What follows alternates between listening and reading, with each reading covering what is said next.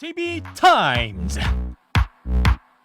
더마카와 함께 시선 집중의 문을 열겠습니다. 어서 오세요. 네, 안녕하세요. 더마카입니다. 김영민 님이 연휴가 끝났네요. 출근 안 하는 나도 이렇게 아쉬운데 직장인들은 참 아쉽겠습니다. 하지만 오늘부터 새로이 시작하는 마음으로 또 열심히 살아야겠지요 라고 보내주셨어요. 네. 저희는 어제부터 열심히 살고 있습니다. 생방을 하면서. 에이스타인 가시죠. 네, 어제 이 시간에 그리고 또 박주민 이용호 의원의 토론에서도 이재명 후보의 부인 김혜경 씨의 공무원 사적 심부름 의혹에 대해 짚었었는데요. 네. 어제 오전까지만 해도 사실 무근이다라는 게 좀 여권의 분위기였는데 오후에 기류가 조금 달라졌습니다. 전 7급 공무원에게 여러 지시를 했던 5급 공무원 배모 씨의 입장문이 나왔고요. 그리고 한 30-40분 뒤에 김혜경 씨의 입장문이 나왔습니다. 네. 핵심은 이런 겁니다. 고통받았을 비서가 얼마나 힘들었을지 생각하니 마음이 아립니다. 모든 게 저의 불찰이고 배 씨와 친분이 있어 도움을 받았습니다. 하지만 상시 조력을 받은 건 아닙니다. 이런 내용이었는데요. 네. 이에 대해서 국민의힘은 꼬리 자르기식 사과다라면서 비판을 하고 있고요. 저녁 뉴스를 통해서 나온 여러 가지 보도들도 또 있습니다. 뭐 네. 법인카드 사적 유용 의혹도 좀 제기가 됐고요. 그래서 이 입장문으로 해명이 충분한지 요걸 좀 짚어봐야 될 것 같고 네. 또 오늘 사자 토론에서 이 문제 누군지는 몰라도 이재명 후보에게 야권 후보 누군가는 또 질문을 하지 않겠습니까? 그러겠죠. 그러면 또 사자 토론과 대선에 미칠 영향은 어떨지 제2비의 전망이 좀 궁금하네요. 김혜경 씨의 입장문 중에 이런 대목이 있다고 조금 전에 더마카가 소개해 주셨죠. 배 씨와 친분이 있어서 도움을 받았다. 네. 그럼 배 씨한테 도움을 받았다는 얘기죠. 근데 심부름은 7급 공무원이 했다는 거 아닙니까? 그렇죠. 자, 그럼 여기서 배 씨는 어떤 입장인가를 봐야 되는데 어제 입장문을 내놨습니다. 나왔습니다. 여기 한 문장을 제가 그대로 읽어드리면 어느 누구도 시키지 않은 일을 7급 공무원에게 요구했다. 네. 본인이 요구했다는 겁니다. 어느 누구도 자기한테 시키지 않았지만 그러면 배 씨가 독자적인 판단으로 7급 공무원에게 심부름을 시켰다는 뜻이 되는 거죠. 네. 아마도 이게 논란이 될 것 같습니다. 김혜경 씨는 배 씨와 친분이 있어서 도움을 받았다고 했고 배 씨는 어느 누구도 시키지 않았지만 자기가 그냥 알아서 7급 공무원에게 요구했다. 이러면 김혜경 씨는 몰랐다라는 이야기로 연결이 되는 거잖아요. 그게 과연 상식적으로 납득이 될 수 있느냐. 다른 후보들은 이 지점을 때리지 않겠습니까? 그렇겠죠. 이미 뭐 국민의힘에서는 이 문제를 제기하고 나오고 있는 상황이고요. 네. 그 문제는 입장이 나왔는데 그 입장이 상황을 종결시키는 입장이 아니라 또 다른 논란을 2차 논란을 불러일으킬 가능성이 있다. 이렇게만 정리하겠습니다. 네, 그렇습니다. 그래서 또 오늘 사자 토론에서 어떤 얘기가 오고 갈지 좀 시선 집중해 보겠습니다. 예. 뉴스와 분석이 함께하는 제이비타임즈 오늘 주목할 뉴스들 챙겨드릴게요. 첫 번째 뉴스는 오디오로 먼저 만나보시죠.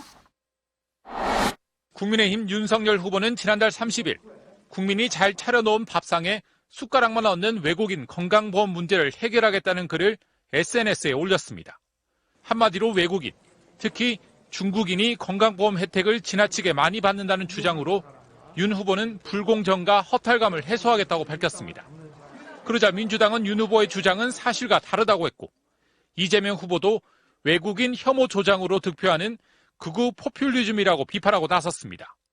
2017년부터 4년간 약 1조 5,595억 원의 흑자를 내고 있습니다. 따라서 숟가락만 얻는다는 윤 후보의 주장은 사실이 아닙니다. 윤 후보 측은 외국인의 과도한 피부양자 혜택을 지적한 것이라고 반박했습니다. 의료제도의 문제점을 개선하자는 주장을 극우 포퓰리즘으로 몰아가는 것은 아무 말 대잔치이자 흑색 선전에 불과합니다. 네, 공방이 뜨거워지고 있죠. 네. 맨 마지막에 들으신 목소리의 주인공이 국민의힘 선대본 이양수 수석대변인의 말인데요. 한 문장을 더 추가하겠습니다. 아무 말 대잔치이자 흑색선전에 불과하다라고 하는 말 말고 희대의 선동가이자 포퓰리스트인 이재명 후보다운 발상이다. 선대본 정책본부에서는 이런 입장을 내놨는데요. 네, 이에 대해서 또 민주당은 외국인 지역 가입자가 매달 11만 원을 내는데 7만 원을 내는 김건희 씨보다 많다. 그리고 윤 후보 장모의 사무장병원 부정수급 문제부터 사과하라. 또 네. 이렇게 재반박을 하기도 했지요. 예. 이 논란 어떻게 봐야 될까요? 자, 요 내용의 타당성은 오늘 TV 토론에서 맛보지 않겠습니까? 네. 그러니까 어떻게 맛보는지 그 여백으로 남겨놓도록 하고요. 저녁에 이제 그 관전 포인트로만 뽑아놓도록 하겠고, 다른 점을 각을 틀어서 다른 점을 하나를 좀 짚어보겠습니다. 결론부터 말씀을 드리면 저는 이런 공방 적극 환영합니다. 오, 환영하신다고요? 지금보다 더 넓게 그리고 더 세게 붙어도 된다. 저는 이런 말씀을 개인적으로 드리고 싶은데요. 이런 공방이 정책 공방이기 때문이다. 그러니까 정책 갖고 좀 싸우라 우리가 이런 이야기 많이 했는데 그런 차원 아니냐. 이런 단순한 차원에서만 드리는 말씀이 아닙니다. 다른 점이 하나 더 있는데요. 네. 양쪽이 공방을 벌이면서 동원했던 단어 중에 포퓰리즘 내지 포퓰리스트가 등장을 하고 있습니다. 그렇죠? 네. 이재명 후보는 극우 포퓰리즘이라고 지적을 했고요. 국민의힘 정책본부는 포퓰리스트라고 맞받아치지 않았습니까? 자, 포퓰리즘, 포퓰리스트 한 종류가 아니죠. 학술적으로 보면 극우 그러니까 좌파 포퓰리즘이 있고 우파 포퓰리즘이 있다고 하거든요. 네. 그다음에 또 양태를 보면 혐오를 앞세우는 포퓰리즘이 있고 퍼주기를 하는 포퓰리즘이 있다.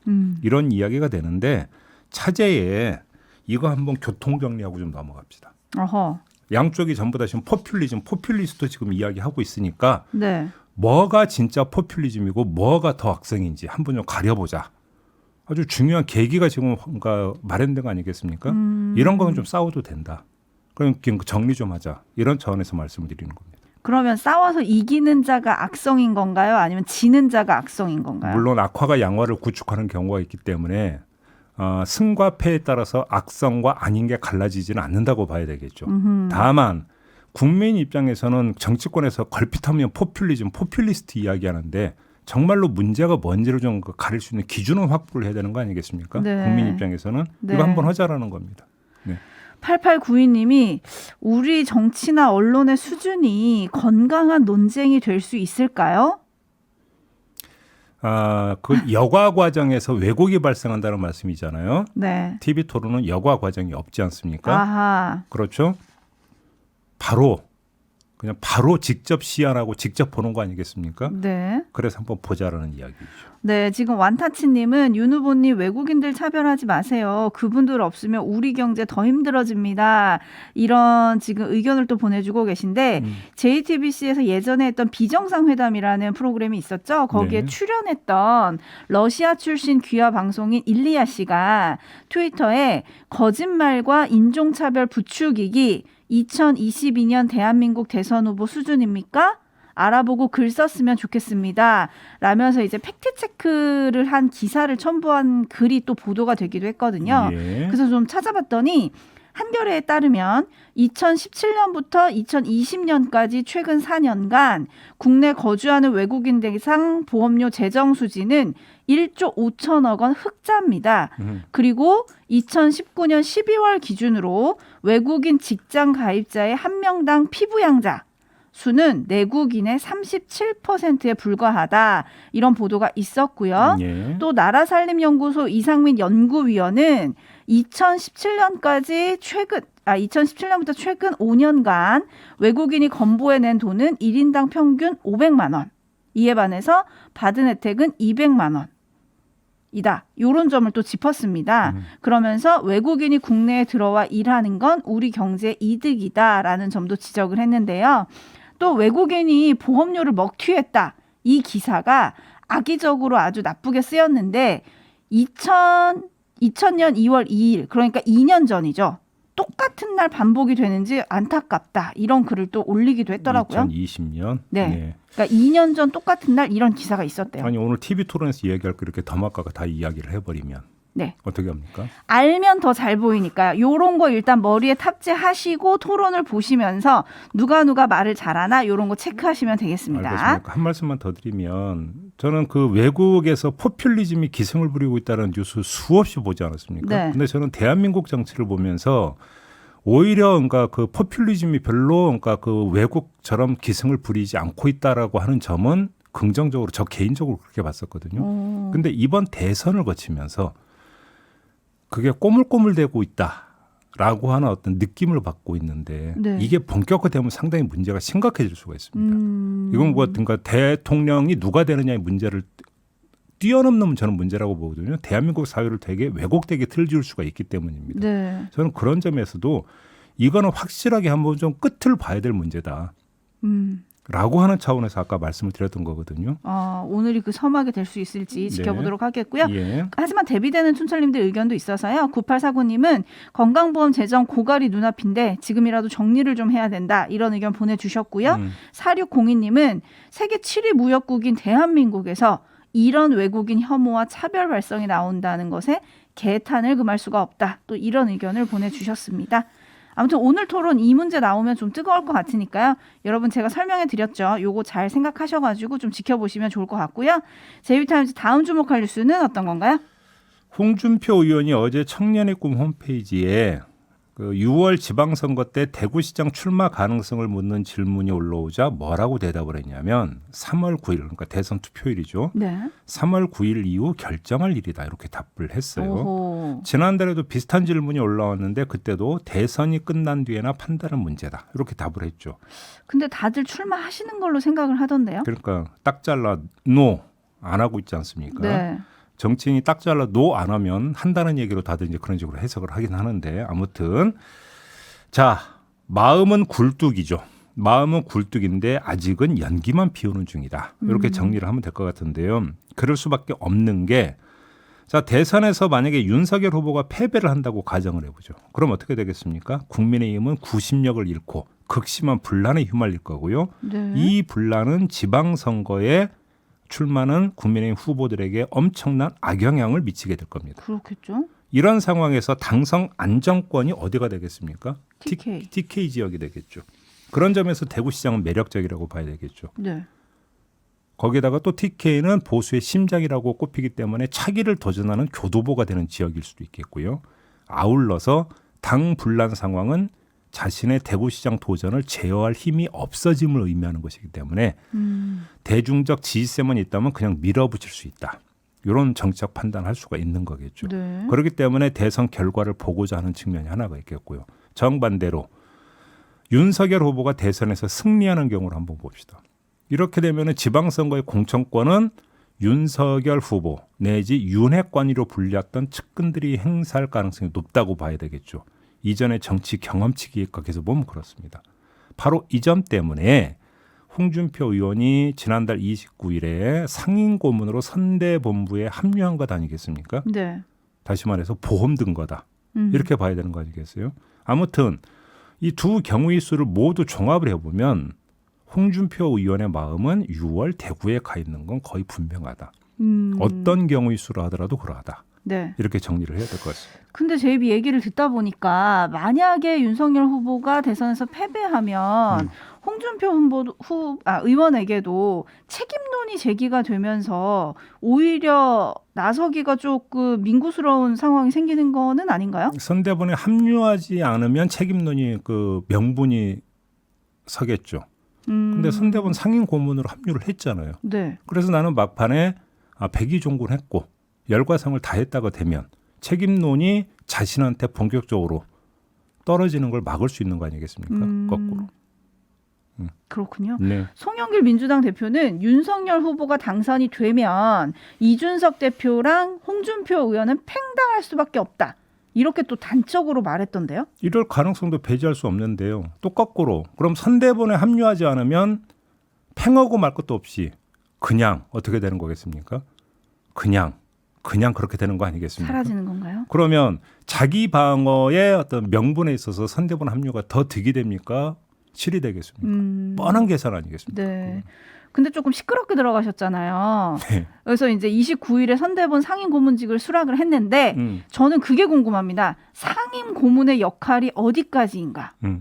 또 합류 조건으로 제시했던 국정 운영 능력을 담보할 만한 조치, 그리고 처가비리 엄단 대국민 선언, 이 두 가지 전제 조건에 대한 답은 확실히 들으셨을까?